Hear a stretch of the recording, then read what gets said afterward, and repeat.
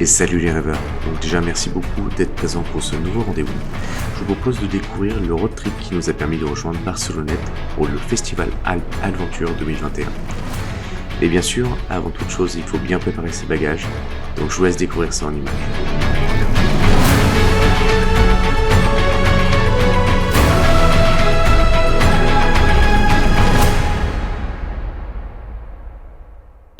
Salut les rêveurs, donc déjà merci beaucoup d'être présents pour ce nouvel épisode. Alors on part à l'Alpes Festival Adventure avec toute la team FSA.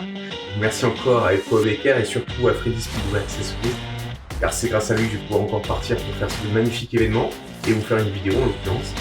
Et donc par rapport à d'habitude, je vous présente jamais le matériel que j'utilise. Alors là ça va être une vidéo très rapide, c'est juste pour vous montrer un petit peu tout ce que je peux prendre pour pouvoir partir sur ce type de road trip.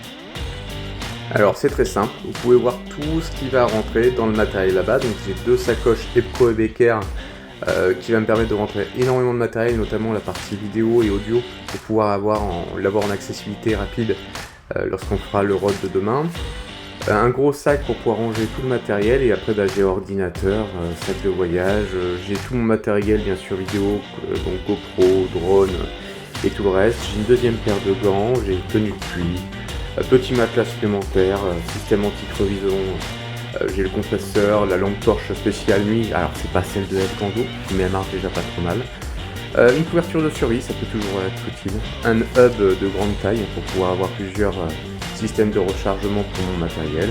Et toujours je prends un deuxième pantalon également, et petit duvet, comme vous pouvez le voir.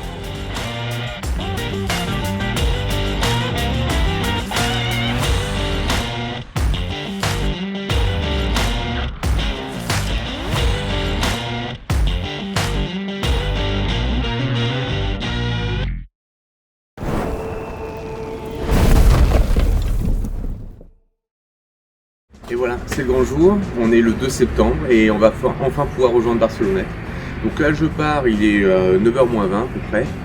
Et le principe c'est d'aller rejoindre Lucatas et Sylvie pour pouvoir faire un joli road trip pour rejoindre notre base. Et donc Cyril et Antoine qui eux y vont en camion. Alors normalement toute la journée on va être à courir pour éviter la pluie. Donc à voir si on la prend pas quand même, parce que normalement jusqu'à Barcelonnette, en fait au fur et à mesure des heures j'ai regardé, la pluie est juste à chaque passage quasiment. Donc je vous laisserai découvrir ça au fur et à mesure, en espérant qu'on ait réussi l'objectif de ne pas se taper la pluie jusqu'au bout. Voilà. Allez, j'ai à peu près une demi-heure de route pour rejoindre Lucatas et Sylvie. Et après, on va enfin pouvoir commencer notre nouvelle aventure.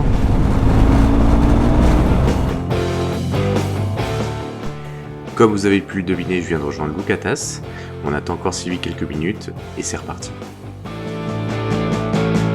Arrivé avec un tout petit peu de retard, mais c'est une femme, ça se fait désirer, c'est normal.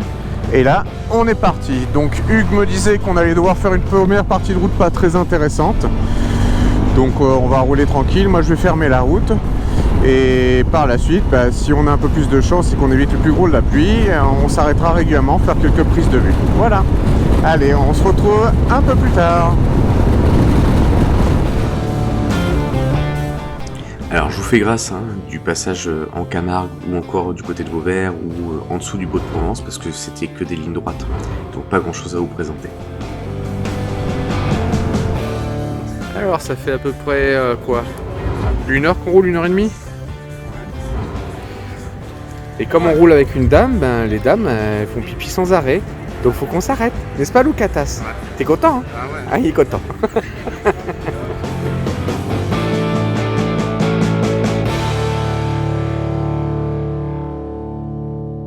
Allez, on fait faire un demi-tour à la bête et on est reparti.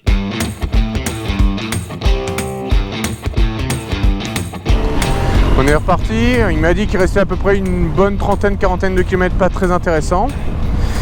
Et après, ça ira tout seul.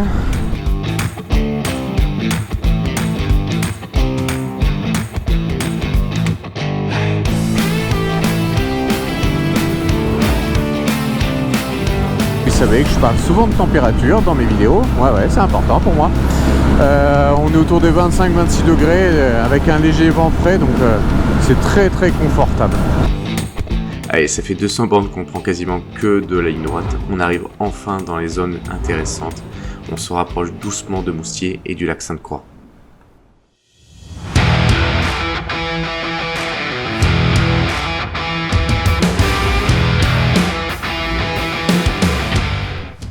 Je vous laisse profiter du paysage, pour nous c'était juste fantastique.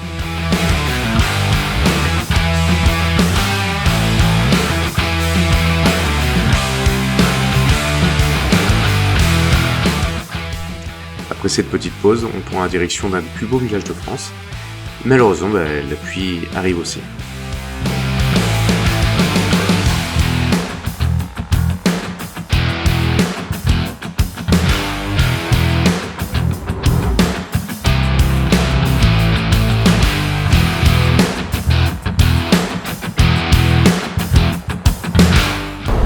Quand même un secteur fantastique, hein.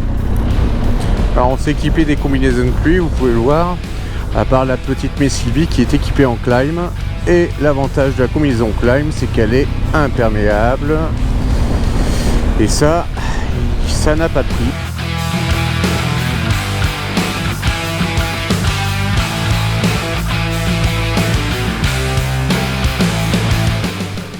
On voulait du virage ? Ça y est, là on est servi.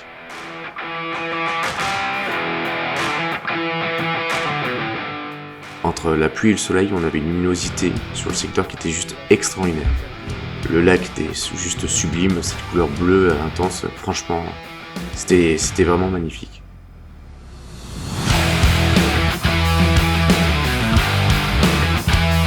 J'en prends plein les yeux à chaque fois.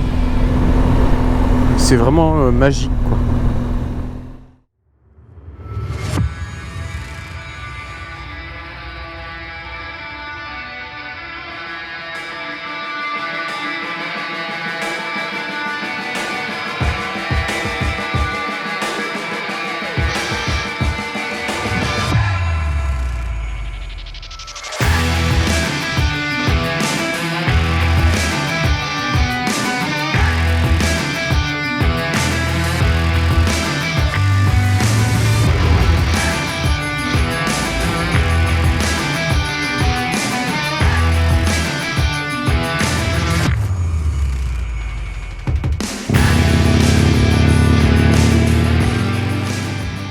C'est reparti, on va prendre la route de Castellane, donc on va traverser les gorges du Verdon, cette fois-ci en partant du point le plus haut et on va redescendre tranquillement. Donc encore des paysages à couper le souffle, mais je vous laisse découvrir ça en images.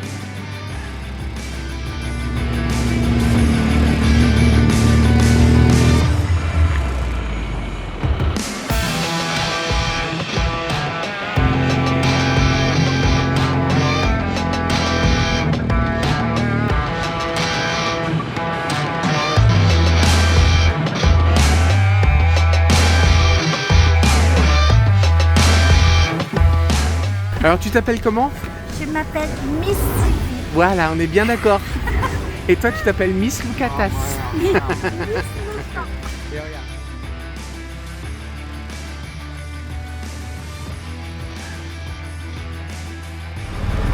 Allez, c'est parti. Enfin, c'est reparti. Après une petite pause repas rapide, où Miss Sylvie et Miss Lucatas ont mangé leur sandwich et leur tarte, ou quiche, pardonnez-moi. Et bien, on est reparti. Il nous reste environ 150 bornes, me disait à peu près Lucatas, mais paraît-il qu'on va en prendre plein la figure.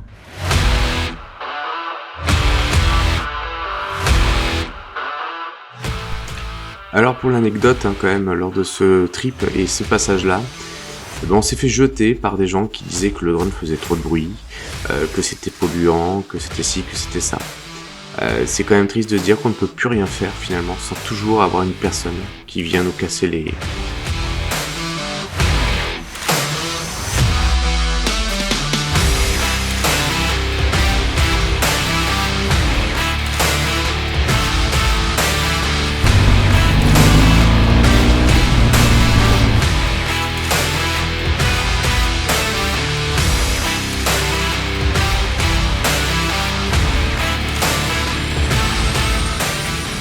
Alors on a fait un peu plus de 200 km, on est dans les bas du gorge du Verdon et quand on lèvera la tête, on va découvrir un spectacle étonnant. Alors je n'ai pas pu le filmer malheureusement, mais c'était un vautour qui allait nicher. Donc c'était assez incroyable encore une fois de se retrouver dans la nature de cette manière-là.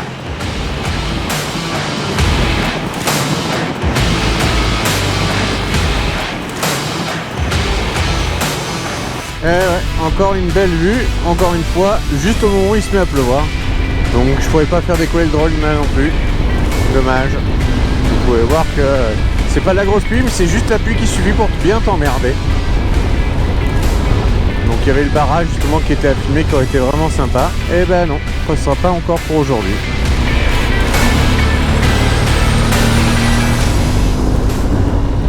Alors dommage parce que c'est magnifique, hein. On avance vers Saint-Julien-de-Verdon, c'est pour ça que je relance la caméra, parce que pour pouvoir donner le nom. Malheureusement, ce sera pas pour aujourd'hui, peut-être une prochaine fois.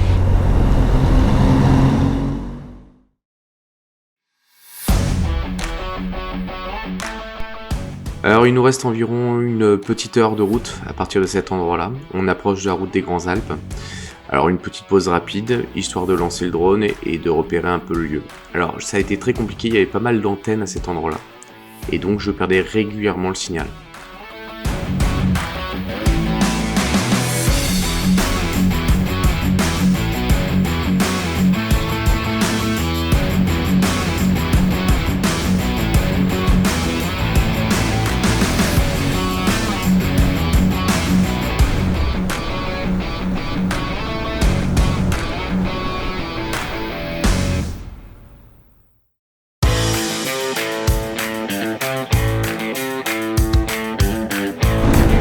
L'extérieur, on dirait qu'on est au Salagou, tellement la pierre est rouge, la terre est rouge, pardon.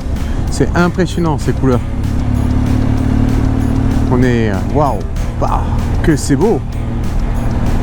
Impressionnant ça. Je connaissais pas du tout.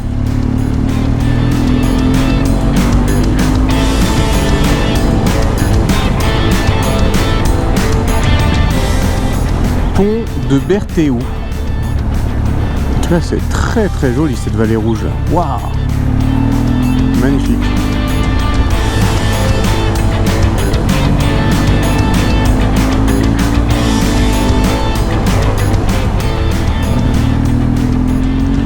Gorge d'Aluy ou d'Aluis, je sais pas comment ça se prononce. En tout cas, waouh, c'est impressionnant. T'as une sacrée profondeur en plus, hein. Moi, quel vertige, je suis bien là. En même temps, aller dans les Alpes quand t'as le vertige, t'es un peu con.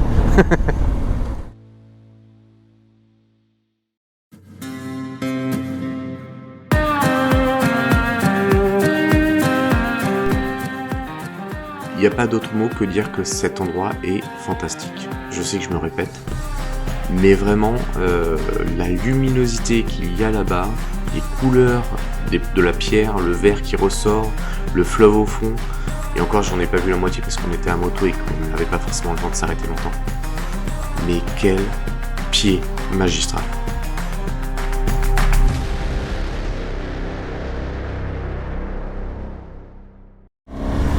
Oh, que c'est beau, putain! Pardon. Alors par contre, très étonnant, je sais pas si certains ont déjà filmé ici, mais avec un drone j'entends. Mais je perdais directement pas les antennes, mais en tout cas les GPS et ainsi de suite.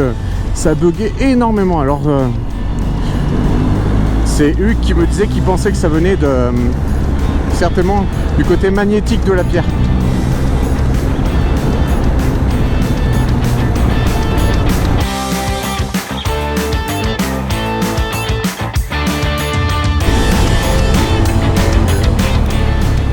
Ah, c'est juste incroyable.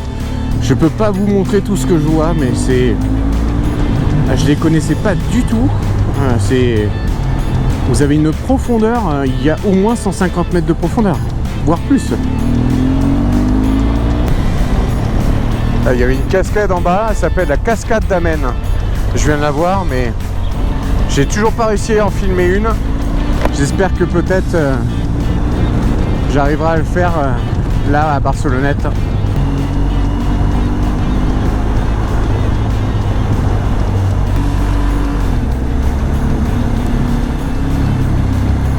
Le pont de la Mariée.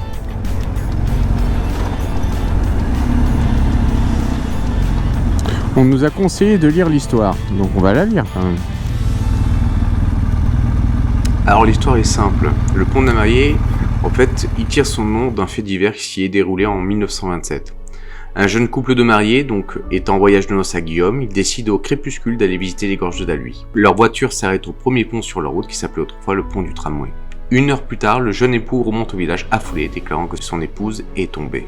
Le corps de la jeune femme fut retrouvé le lendemain matin et l'enquête conclut à un accident, bien que de nombreuses légendes populaires remettent en cause le récit des.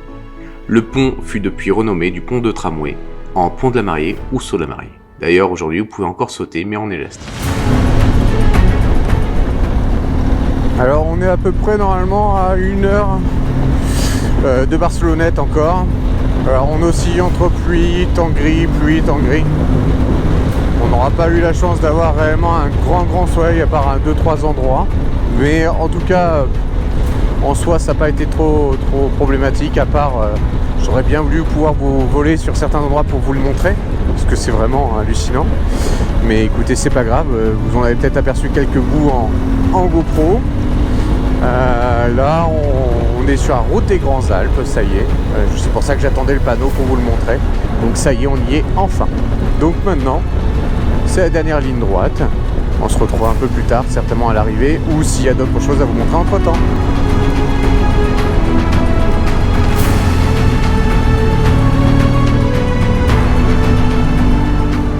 Alors on va passer de col en col, de virage en virage, ça va être fantastique. On va croiser quelques motos et on va me donner l'autorisation de passer un peu devant, ce qui va me permettre d'ouvrir un peu la route et un peu les gaz aussi. Ça fait du bien. En tout cas, on arrive tout en haut et on profite de la vue. Malheureusement, ma GoPro va me lâcher à un moment important. On va voir des marmottes et on va pouvoir être juste à côté de marmottes, mais sans pouvoir vous le prouver parce que malheureusement, j'ai pas les films. Mais c'est pas grave, j'en ai plein les yeux quand même.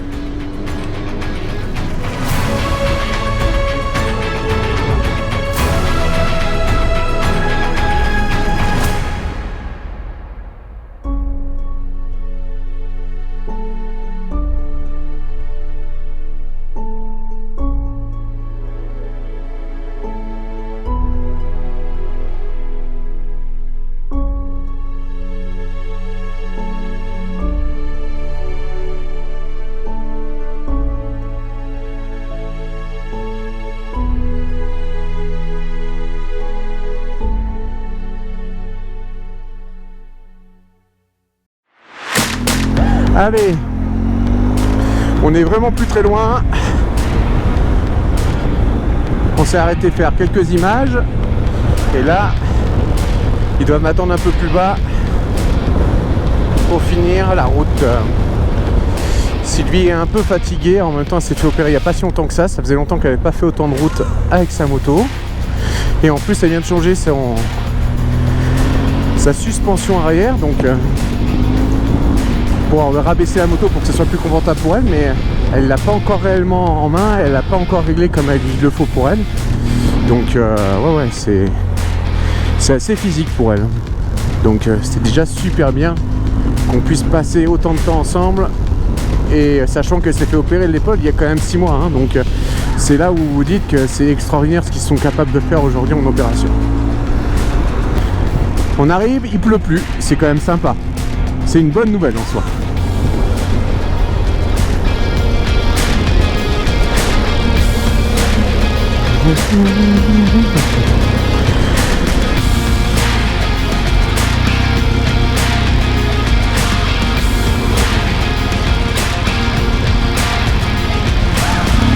Regardez, ils sont chauds. Ils sont chauds, Tim fait ça. Hop. Pas bien là. Becker. Tim fait ça. Sylvie, la Miss Sylvie. Et le beau gosse. Et pardon, j'ai oublié. Papy. Ouais.